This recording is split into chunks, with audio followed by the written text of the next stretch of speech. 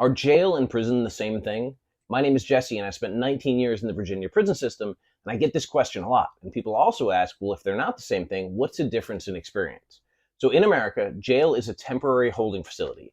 It's where you go awaiting trial. So when you see somebody arrested and you see them handcuffed and then taken somewhere, they're taken to the jail, and that's where they'll be held if they don't get bond while they're waiting trial.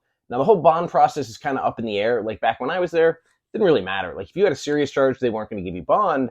Some ways have said, okay, we're going to get rid of cash bail. We're no longer going to require somebody to pay for that. Other places are like, no, we don't care. Like, we're still going to lock you up if we think you're dangerous. And that should really be the concern, right? If someone poses a danger, they shouldn't be able to buy their way out of that. I don't care how much money they have. And the system shouldn't be fair for somebody who has a bunch of money and unfair for somebody who doesn't. But that's a separate issue.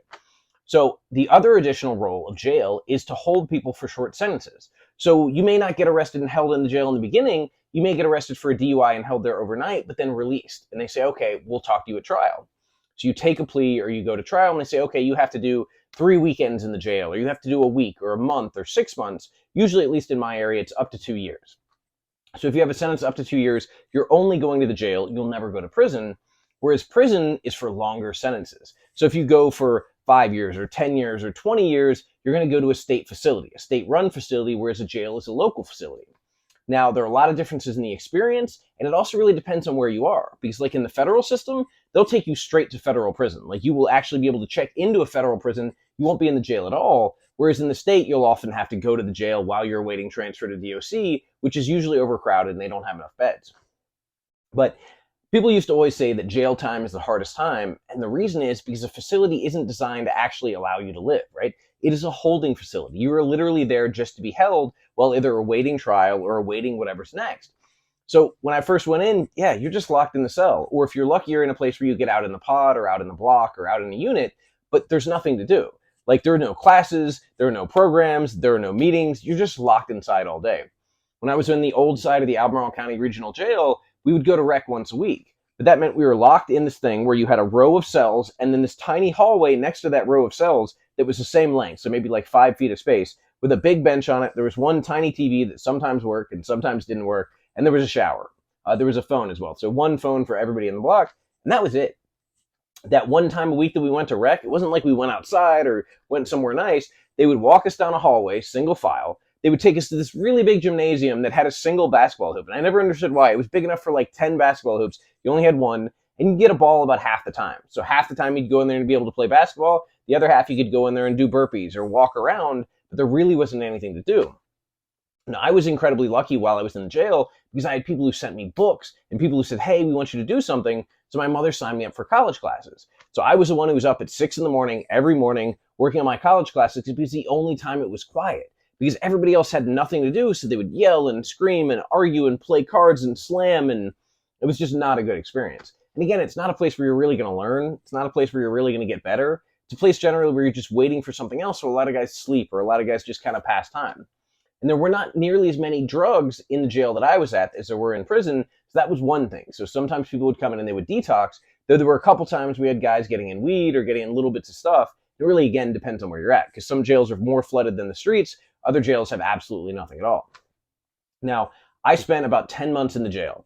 So that was from the time of arrest to the time of pleading guilty to my charges to the time of being sentenced to then being sent to DOC.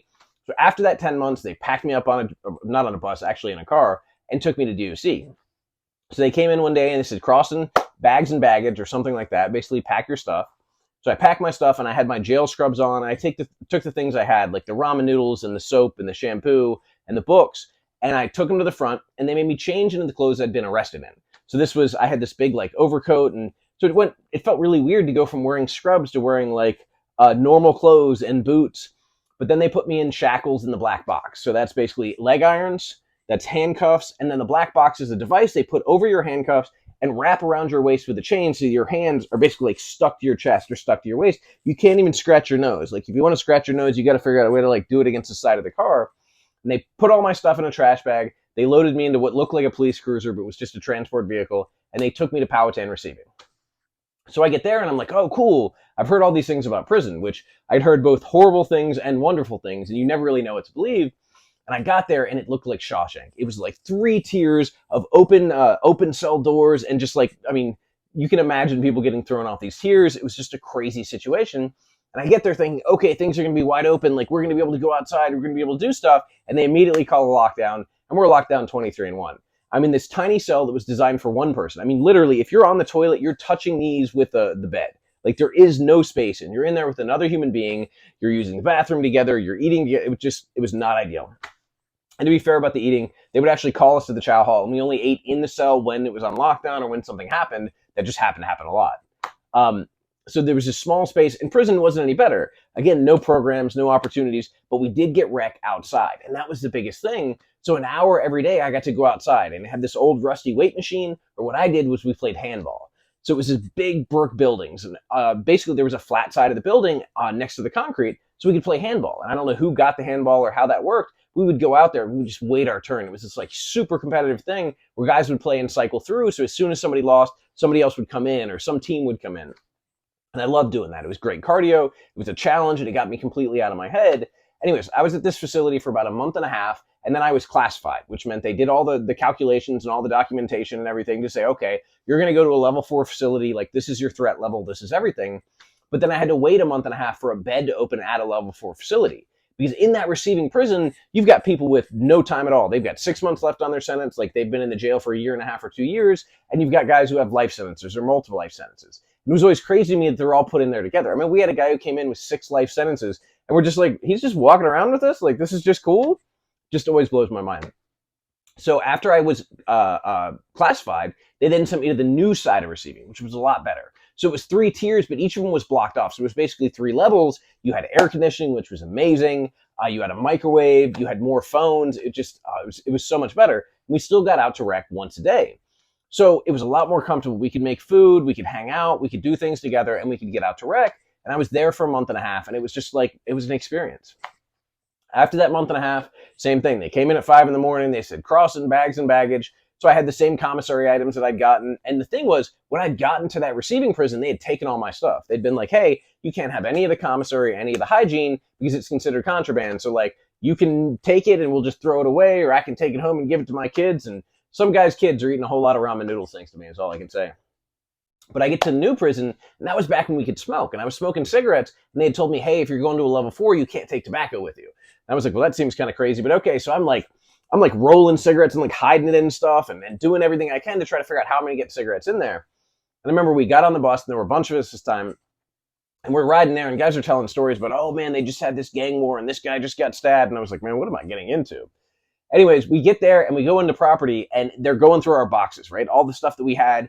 And the guy just starts finding the cigarettes I hid. And he was like, bro, like, why did you hide these cigarettes? Like, what are you doing? This is an officer. I was like, well, man, they told me I couldn't have it at a level 4. Like, he was like, that's the dumbest thing I ever heard. He said, so you tried to hide cigarettes? I was like, yeah, I was just trying to get some through. He says, hold on a second. He goes in the back and he comes back with like a mostly full pack of Marlboros and just slams it on the counter and gives it to me. And I was like, where am I at? Like, anyways, the property there at Nottoway was awesome. Those officers were cool. They were always super fair. You could always, like, they made your life a whole lot more tolerable than they did anywhere else I was.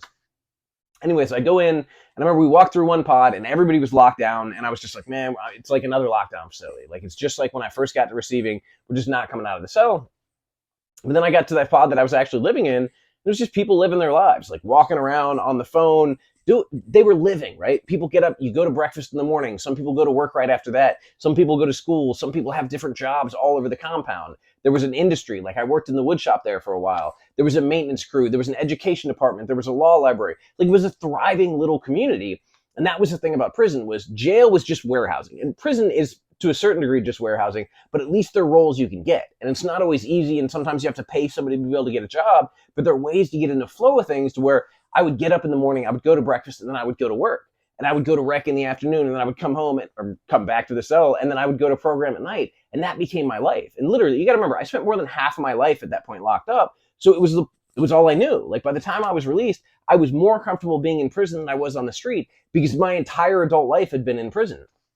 And so those daily experiences allowed me to create a routine, find the things that I liked and didn't like. It allowed me to figure out who I was in kind of a microcosm of the world. And obviously I've had to adjust to that, and I've had to recognize that I'm not necessarily that person out here, that things are different, or I have different interests. I have to explore relationships in a different way out here. Like, things have changed, but that was really where I found myself. And prison needs a lot of work and a lot of improvement and a lot of education, because most of the benefits I had were because my family could pay for me to go to college. They could allow me to have opportunities to get an education that other people didn't.